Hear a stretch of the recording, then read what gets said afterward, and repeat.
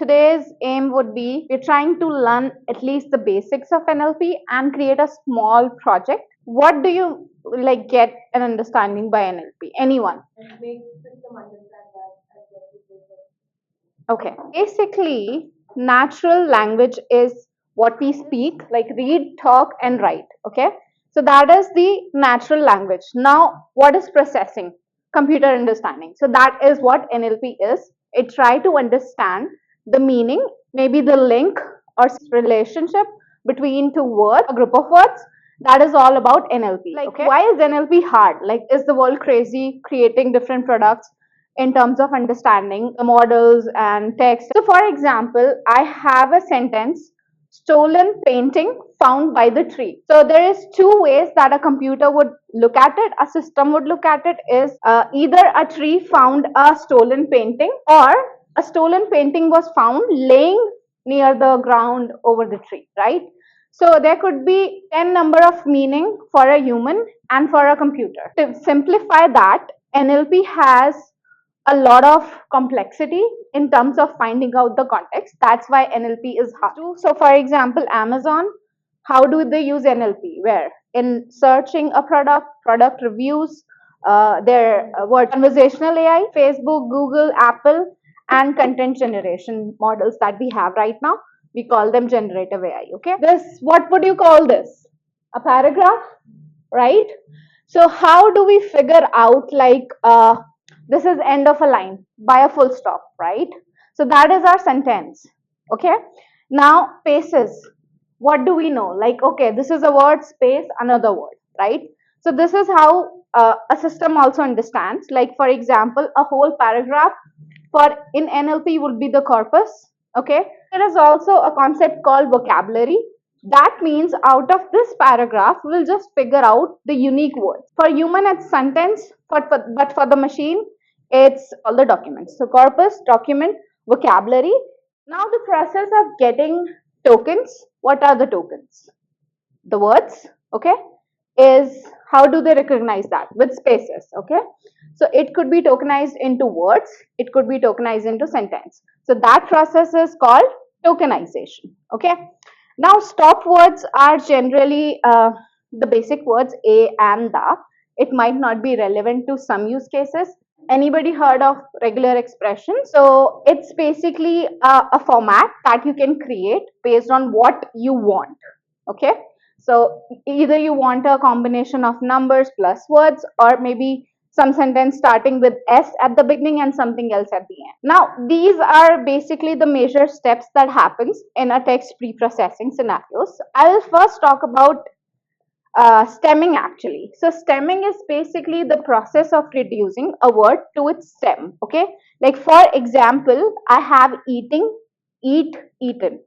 It will get into as eat, right? Why do we need stemming? So if you say like you have a corpus or a paragraph, 10,000 words, okay? You got a vocabulary out of it, maybe 5,000, okay?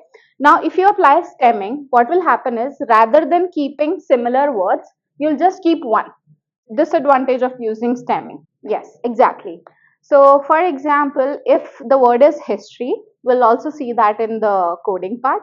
So if a word is history, it will chop it up till hist and ori, something like that. So that word doesn't have meaning, right? So it's sensitive to upper cases or different use cases of words. That will figure out why, okay? Now, lemmatization is very similar to stemming, but the only thing that it figures out is the verb forms or the different grammar forms, okay? So if you perform lemmatization on certain words using certain verb forms, it preserves the context, okay? That is saved by that. Now, NER, named entity recognitions, are basically categories that it sort of classify some important features. Like for example, my name is Shivani, so that would be name, a person, I'm a person. I'm studying in Kamloops TRU, that is the organization maybe. So NER is, it already has some content around how to label words according to their category. And there are different types of categories that you might browse in the documentation. Part of speech tagging is actually we try to figure out what form of the word is. Like, is it noun, is it adjective, or pronouns, verbs, different types. Okay, if a word has a noun in their pos form, that is important. Like, the names will always be in the noun phrases. So, yeah, so if you have to like identify or extract something, so a rule could be it should be noun. One of the rules could be it should be noun. Okay, now, fillers, yeah, like we use short forms, sound voices in text. So that is also one of the reasons why NLP is hard. And what to do with this? Do we like miss this? How do we replace this? So that's a challenge as well. Now, n-grams is basically a pair of token. So, for example, I am a boy. So 2 grams would be I am a boy. Okay, something like this, like pair of two sentences coming, words coming together. So this goes on. Actually, there could be n grams. So it could be any number of combinations that could happen. Text normalization. Now, why do we need it? Any general use case? Text normalization.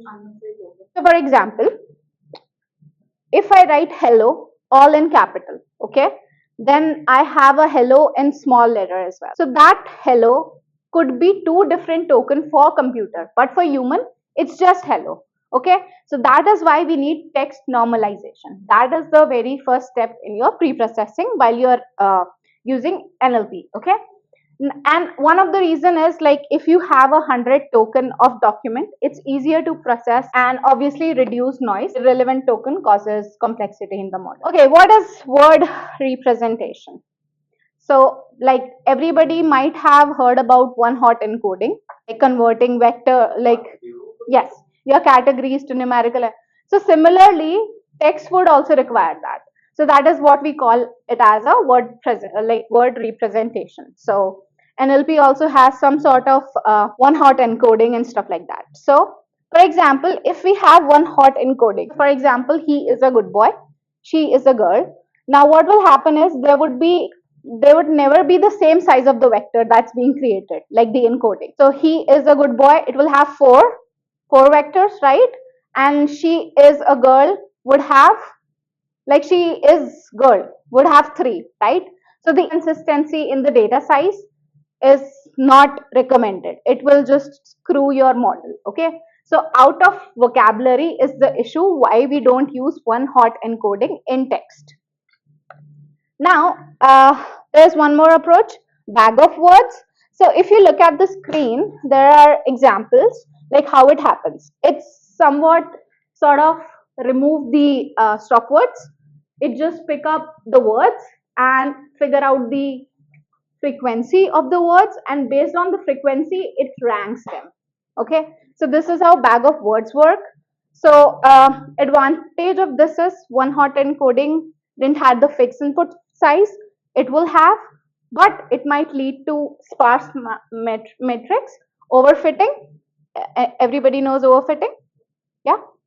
So overfitting is when your model perform good on training but not on test. So for example, if I get a new test data here, like I like pizza, you don't have those words, right? So maybe training it performed good, but in unseen data, it might not be able to recognize, right? It will just ignore. That is what NLP does. It will ignore that. There is one more, TF-IDF. So that stands for frequency inverse document frequency.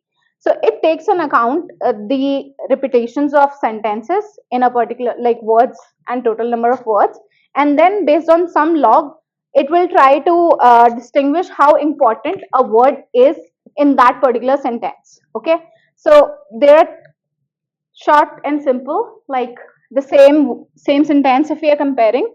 So it will first create the TF matrix, like based on that formula that we do, like what's the importance of it, then IDF, like how important that word is in the sentence using a formula, and then it will just do a multiplication, and based on that you will get your vectors. So ranking will happen that way. But there is a disadvantage for this as well. It will still be out of vocabulary issues. So if something new comes in, it won't be able to recognize. But if you have small data, you might go with that. Now, What2Weg is basically a huge model that actually has a context relationship understanding. That means if this guy has a model like a word king, it might associate queen with it more better than all other encodings. Okay, so it's a good model, but it's heavier, and there are two approaches in this as well. That is our continuous bag of words and skipgrams. I will not touch that because that's a lot to digest in a day because we have a lot of things planned. But continuous bag of words is used when we have small data because it works on some sort of rolling windows. That means it will try to figure out relation between before and after kind of words. So the neural networks, they are basically built upon neural networks, and skipgram is basically used for big data. So that is for this. Now, how company uses NLP. So the main part is information retrieval. So for example, if a company doesn't have any data, no customer base, how do they start? Right. Yeah, scraping and everything like that. So for example, I am a company that will host active consultant data around it, but I don't have anything right now. I just have few emails that I get from maybe XYZ sources where I'll have consultant data in my emails. So how the information retrieval happens. So one source is, you said, scraping. Another source is we actually extract out the information from the email that we receive.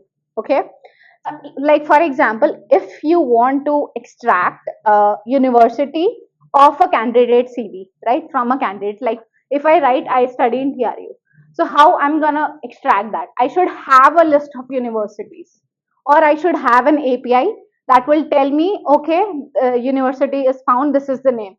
So if you don't have the API, if you don't have the resources, you will have to make your own data. So that is all about information retrieval. Now, a little bit about large language models. So, suppose we have a sentence like this. I would like people to give me some sort of words to finish this. Yeah, that could be one thing. Anybody else? Yeah, like it could be anything. Take a sick leave, take a cold bath. Okay, that is what language model does. They predict the next most word. Okay, now let's assume I have a pet, okay, a parrot, okay, and whatever I say, it takes in, okay. Now, what is okay? What is the probability of it saying that biryani? Okay, so if I say I'm feeling hungry, I want to have some like a food. Obviously, it won't say book or bicycle, right? The probability of it saying maybe cherries, food, or something like that, okay. So what do we call this? This is a stochastic parrot. That means a language model is like a stochastic parrot that will actually predict the best possible word, okay. So and this happened with every word, like how ChatGPT generate a whole paragraph. It will like generate one word, then next, what is the probability, what is the probability. That is how the mapping happens, okay. Okay. Now, what are large language model? If this parrot has like superpowers, okay, what it does was it started hearing neighbors as well, not just my words, but neighbors as well. Now it traveled the whole world, kind of thing. Okay, so what it gets everything about every single place.